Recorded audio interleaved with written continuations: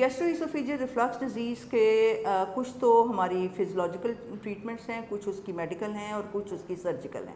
आम तौर पे इसमें जो सबसे इम्पॉर्टेंट चीज़ है वो लाइफस्टाइल मॉडिफिकेशन है। लाइफस्टाइल मॉडिफिकेशन में सबसे इम्पॉर्टेंट ये है कि खाना पेट में भूख रख कर खाया जाए, ठीक है। खाना खाने के 2 घंटे बाद तक आप लेटना नहीं चाहिए। पानी हमेशा खाना खाने से पहले पीना चाहिए। दूसरा ये है कि अगर किसी को ये तकलीफ़ है तो उसको चाहिए कि वो अपने बेड का हेड साइड जो है उसको वो ऊंचा कर ले, और खाना खाने के बाद उनको स्टूपिंग फॉरवर्ड या नीचे झुकने की चीज़ों से एहतियात करनी चाहिए।